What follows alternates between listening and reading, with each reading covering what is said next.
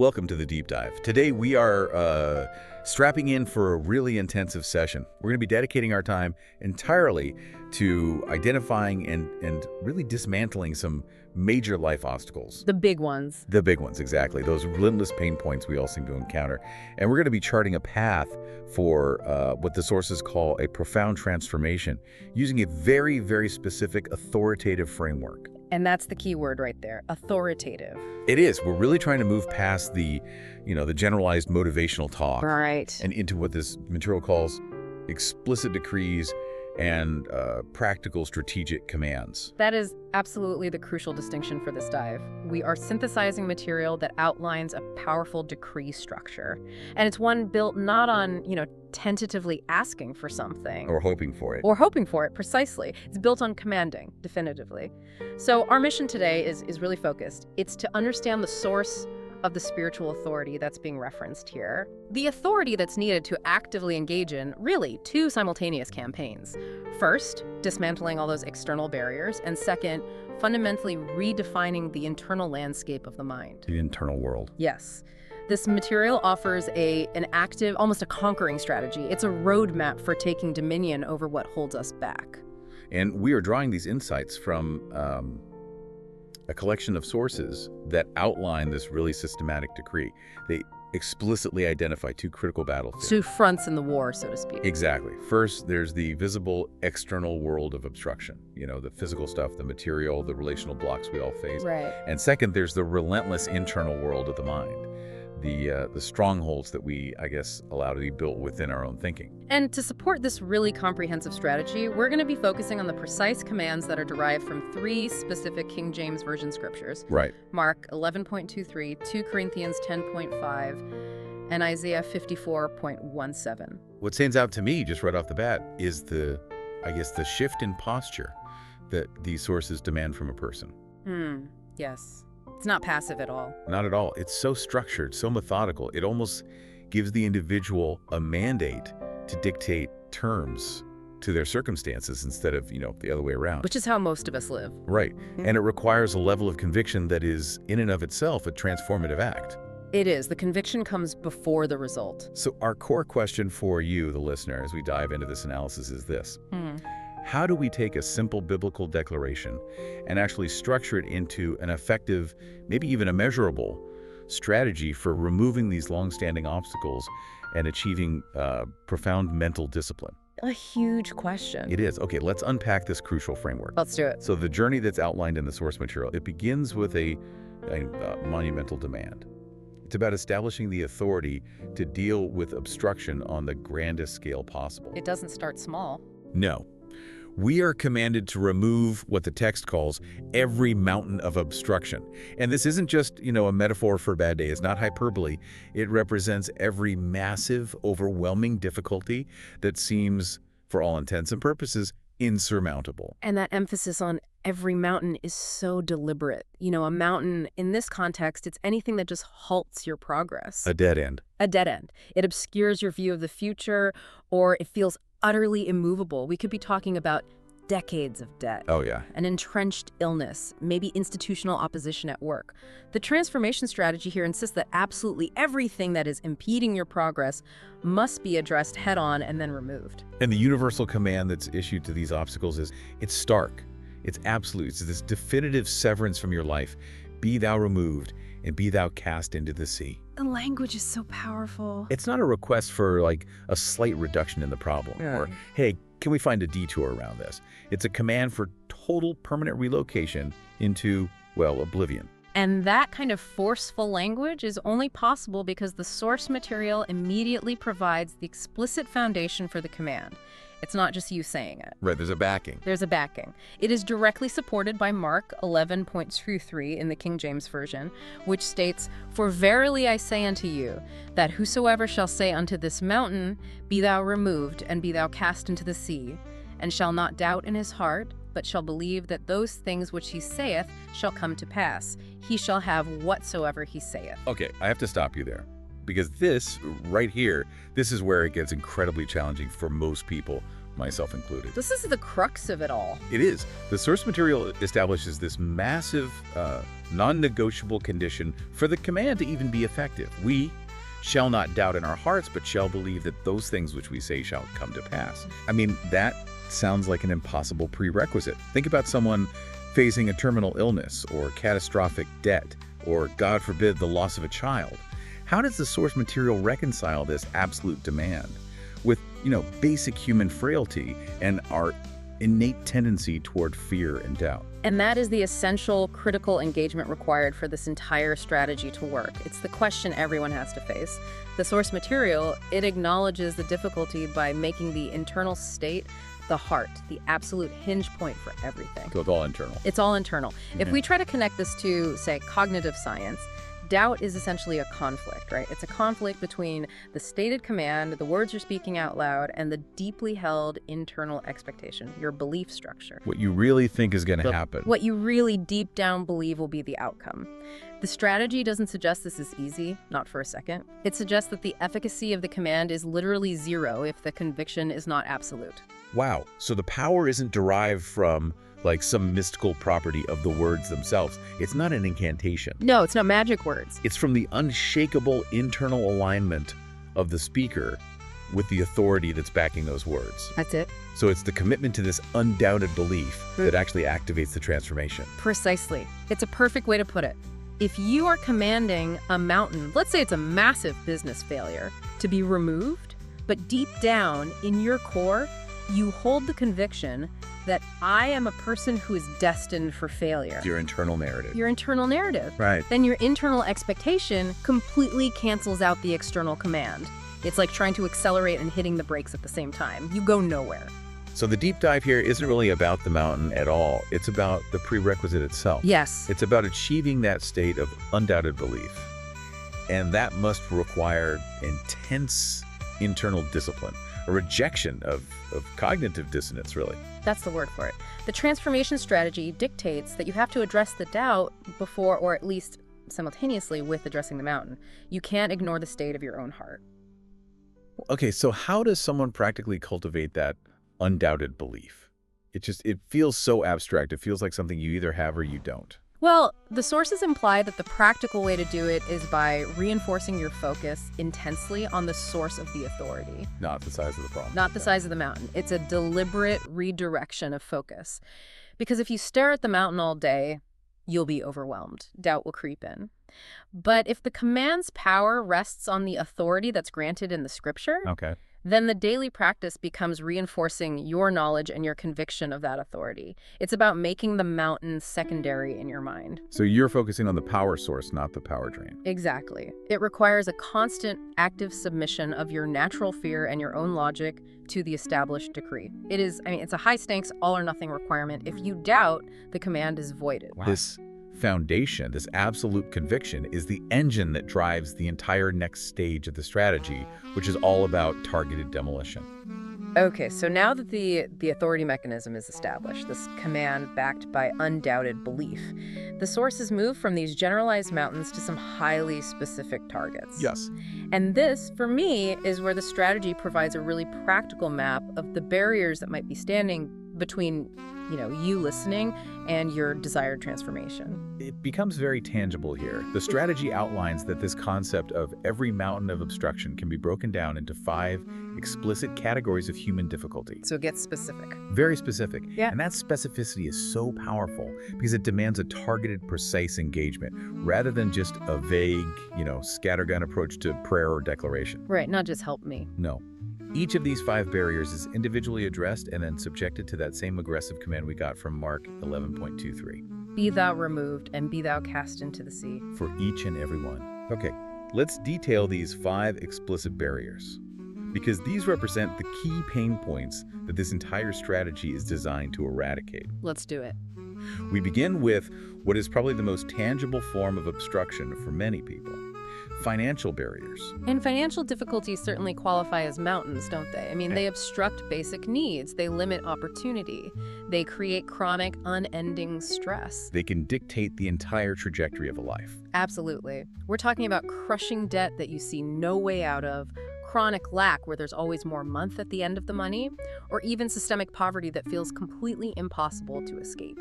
So how is this strategy different? Well, the transformation strategy here is, I think, revolutionary because it treats that financial hardship not as some inevitable economic consequence that you just have to endure. Right, like it's just the way the world works. Exactly. It reframes it as an external obstruction that is subject to a command. The individual is commanding the barrier itself, the mountain of debt, the mountain of lack to be cast away. Which is so different from just, say, budgeting better or getting a second job. Those things might be part of the solution, but this is operating at a different level. This is demanding a foundational shift in your circumstance based on a higher authority.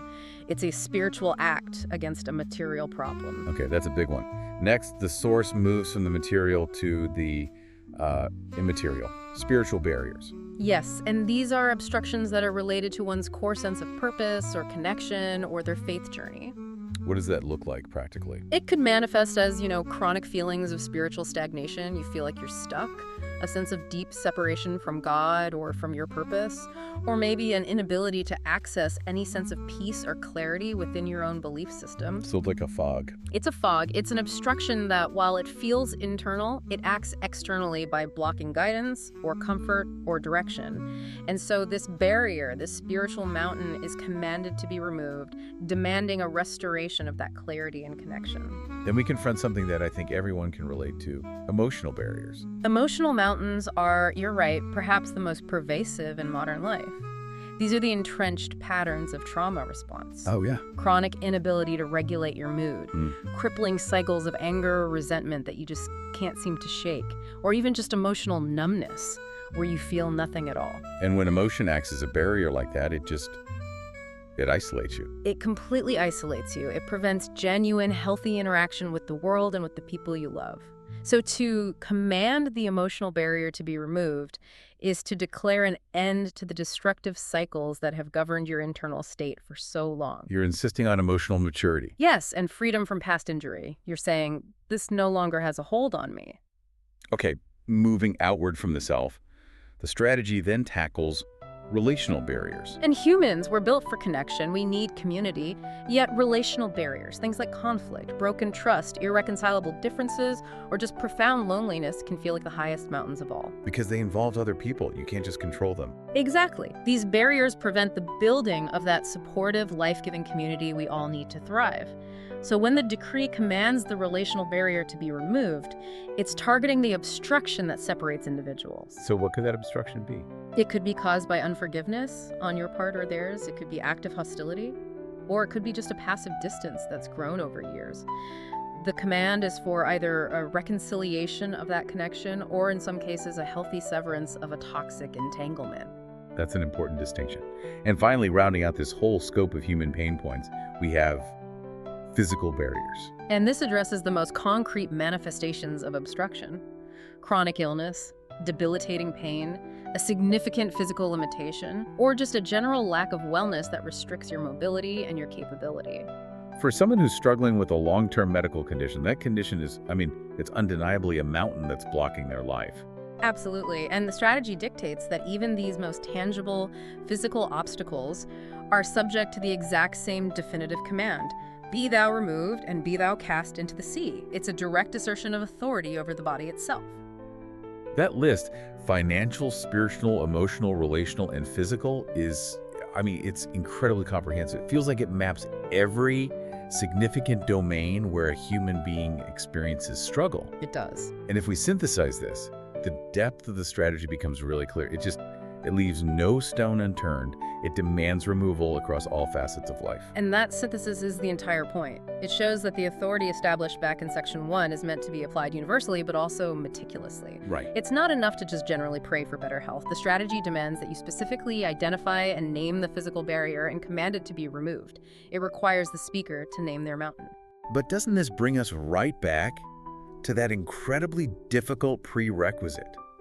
For this whole targeted campaign, whether it's against an emotional wall or a literal illness, the authority is entirely contingent upon the speaker not doubting in their heart. It always comes back to that. It feels like the larger the barrier, the higher the demand for that internal conviction. That is correct. The magnitude of the obstacle requires an equally massive conviction. If you're addressing financial lack, but internally, you're constantly calculating the interest rates and running the numbers and concluding that it's impossible. You're doubting. You're doubting. You are failing the condition of the command. This section just reinforces that the transformation strategy isn't just about the words you speak into the external world. It is primarily about the unwavering belief that you have secured in your internal world. Which is a perfect transition. It logically leads us to the next battlefield, the battlefield of the mind itself. So we've commanded the external mountains and these 5 specific barriers to be cast into the sea. But let's be honest, even if the physical evidence of the barrier disappears overnight, doesn't the internal wiring, the negative programming that helped construct or maintain that mountain in the first place, doesn't that still remain? Yes, and that's why this transition is so vital. External transformation is simply impossible to sustain without internal conquest. You'll just rebuild the mountain. You will. The target here is the psychological infrastructure of all that negativity and resistance, which the sources term strongholds. Okay, so what exactly does the source material define as a stronghold in this context? And why is that word used? It's so military. It is a military term. Yeah. And strongholds, as they're drawn from the source material, are defined as things that exalt itself against the knowledge of God. What does that mean in psychological terms? Psychologically, these are your entrenched habitual thought patterns.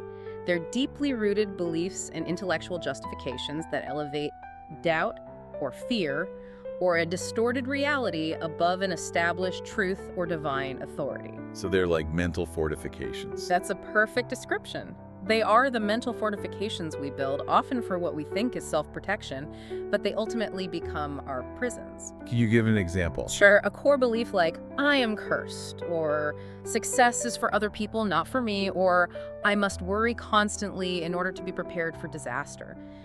These are strongholds. They are built on lies that directly defy the entire premise of the authority we established in Section 1. And the action that's commanded against these mental fortifications is, again, absolute. It's demolition. The mandate is to pull down every stronghold of this nature. And pull down is such an aggressive, destructive verb. It suggests that the structure has to be dismantled all the way to its foundation. You can't just patch it up. No. The strategy mandates that these internal fortifications cannot be negotiated with, they can't be ignored, they can't be partially repaired, they must be totally destroyed. And crucially, the sources identify the foundation for this demolition. Which is? By the authority given to us in Christ. This is the core power source that validates the entire internal transformation strategy. It gives the individual the right and the power to engage in this profound mental warfare. Okay, so after the demolition, the strategy immediately moves to the long-term sophisticated fate of every single thought that remains, or, tries to enter the mind after that. Right. This feels like it shifts the strategy from just demolition to, occupation and reassignment. This is the genius of the deep dive material, and it's drawn directly from 2 Corinthians 10.5. After the strongholds are removed, the mind is not left empty and vulnerable. Okay. The King James Version quote is so precise. Casting down imaginations and every high thing that exalteth itself against the knowledge of God, and bringing into captivity every thought to the obedience of Christ. Okay, let's spend some significant time on that phrase. Bringing into captivity every thought. Help us understand the mechanism of captivity and obedience here. Yeah. It still sounds like a very sophisticated military transformation strategy. It is entirely a military analogy, and it's helpful to think of it in terms of ancient conquest. Okay. When a high tower or a fortification, a stronghold is demolished, the surviving forces and the citizens within the walls, those are the thoughts, they are not simply ignored or expelled. Right, you have to deal with them. You have to deal with them. They are captured, and captivity here means total subjugation and reassignment.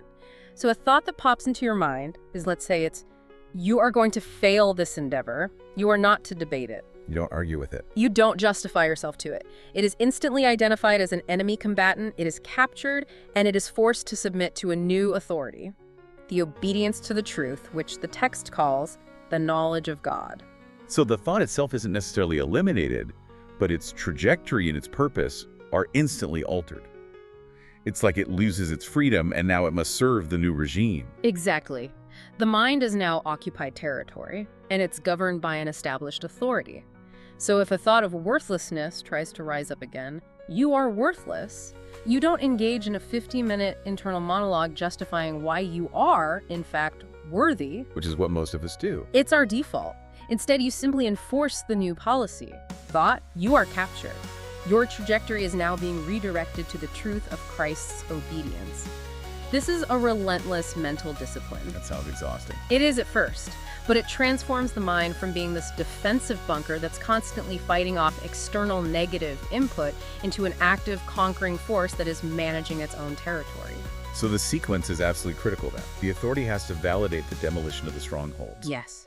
And only then can you effectively enforce the captivity of thoughts. Because if the strongholds are still standing, the thoughts will just rebel against captivity. That is the structural logic of the entire process. The demolition of the big, entrenched lies must precede the daily retraining of the small, persistent thoughts. That makes sense. Without that initial act of authoritative demolition, the effort to capture every single thought would be exhausting and completely ineffective.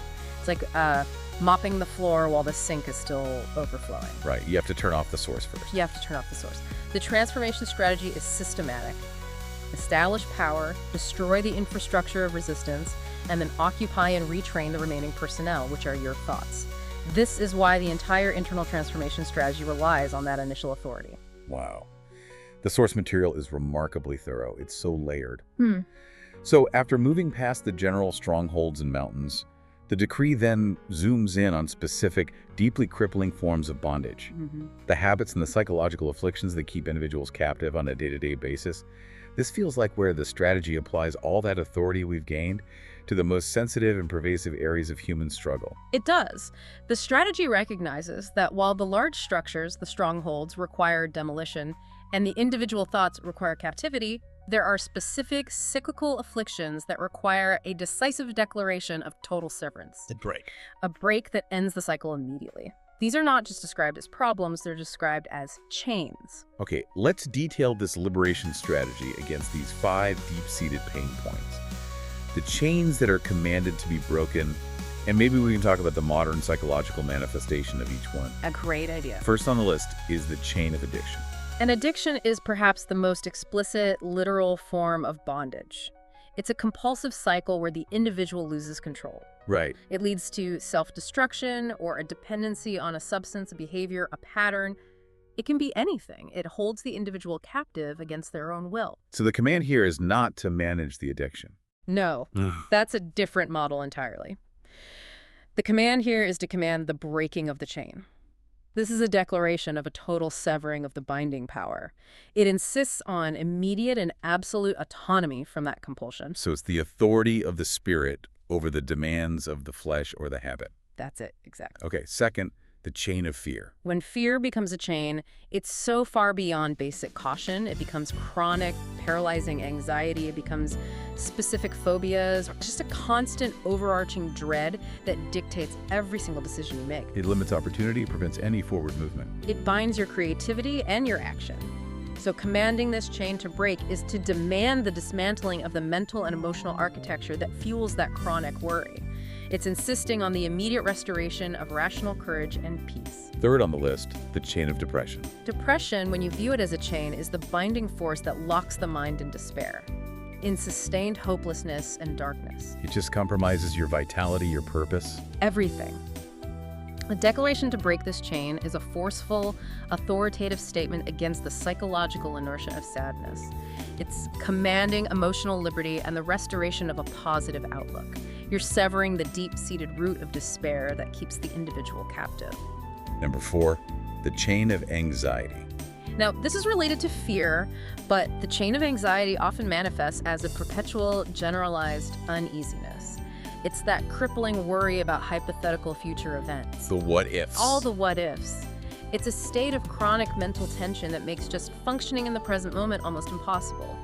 The strategy dictates that this perpetual cycle of catastrophic thinking must be broken, demanding a mental and neurological peace and stability that transcends your natural circumstance. And fifth, and this one is subtle but so powerful, the chain of failure. It's a huge one. This chain targets a deep-seated identity issue. It's the internalized belief, often reinforced by a lifetime of past negative outcomes, that the person is fundamentally inadequate. That you're just not good enough. or incapable, or destined for poor results. It binds your potential. So commanding the breaking of the chain of failure targets the self-defeating identity itself. It insists on the immediate replacement of that narrative with an identity defined by possibility and success. So it's a declaration that your past no longer dictates your future. Yes, that specificity is what's transformative. The decree declares the breaking of every single one of these 5 chains. And the significance of declaring a break versus, say, merely asking for relief is paramount here. How so? Well, asking for relief is temporary. It almost suggests the chain is still attached, but maybe it's a little looser for a while. Right. Declaring a break is a definitive, targeted, forceful statement of immediate, permanent freedom. It really sounds like this is the practical application of the authority gained through the principles of Mark 11.23 and the conquest of 2 Corinthians 10.5. It is. This is taking that abstract concept of authority and applying it to the most practical daily struggles that people face. Exactly. The internal demolition work on the strongholds provides the platform for these declarations of freedom to even be valid. If the strongholds say, the core belief, I am a person who must rely on addiction to cope, is still standing, then the command to break the chain of addiction will be undermined by your own internal architecture. But by pulling down the stronghold first, the subsequent command to break the chains acts on ground that you have already conquered. That systematic layering is what makes the whole transformation strategy so robust. It is. It acknowledges the complexity of human suffering. It requires this multifaceted attack, external obstacles, internal architecture, and then these specific habits of bondage. It's a total systematic strategy. A total system. So the transformation strategy recognizes a key psychological truth. When you make substantial progress, opposition often intensifies. It's true in any field. Pushback happens. It does. So even with external obstacles cast out and the chains broken, the spiritual defense system must be active and continuously deployed to hold the territory that you've gained. This final section is all about that. It focuses entirely on maintaining security, ensuring that the transformation is sustainable, and protecting against any kind of reversal. It's the required defensive posture that ensures the gains made through demolition and conquest are locked in permanently. And the decree explicitly uses Isaiah 54.17 from the King James Version as a twofold declaration of security and defense. This seems critical for providing comprehensive defense assurance. It is, and let's analyze this scripture phrase by phrase because it covers both active attacks and verbal attacks. The transformation strategy embeds 2 distinct protections here. Okay, so the first part of the defense declaration addresses active malice or opposition. It's a declaration that no weapon formed against us shall prosper. This is your protection against actions. A weapon formed against you is a plot, a scheme. It's a physical or material circumstance that's intended to cause you harm or failure or a reversal of the gains that you've made. So it could be anything. It could be sabotage at work, active malice from other people, or just circumstances that would seem to undermine the stability that you've achieved. The declaration asserts that regardless of the ingenuity or the force of the opposition, its ultimate intended purpose to cause harm or failure will be rendered ineffective. So it's an assurance of futility for the opposition. That's a great way to put it. And then the second part provides protection against verbal and judgmental threats. A declaration that every tongue that shall rise against us in judgment thou shalt condemn. And this protects against words, condemning judgments, slander, undermining criticism, accusations.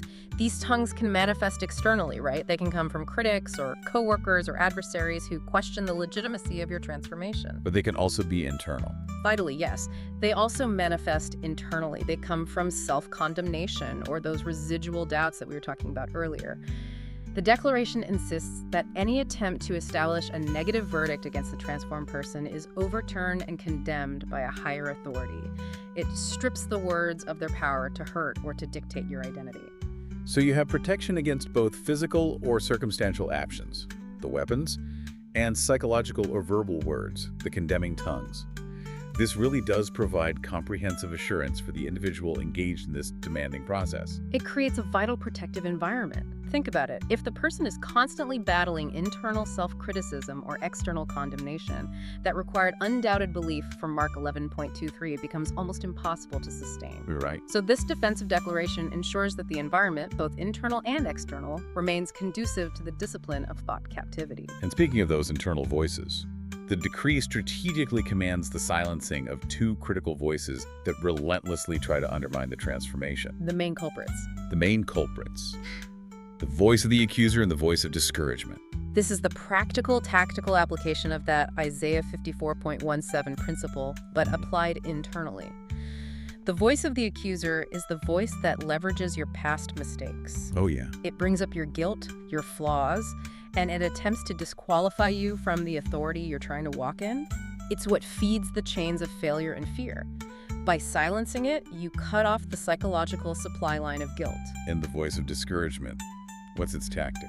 That voice tries to convince you that the effort is futile, that the battle is too long, or the success you're seeing is only fleeting and it won't last.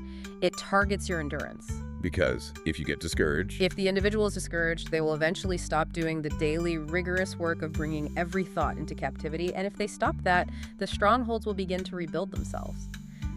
Silencing this voice is a declaration of guaranteed endurance and ultimate victory. Why is silencing these two voices so strategically important, especially when we connect it back to that rigorous work of bringing thoughts into captivity from Section 3? Because they are the primary agents trying to reverse the conquest.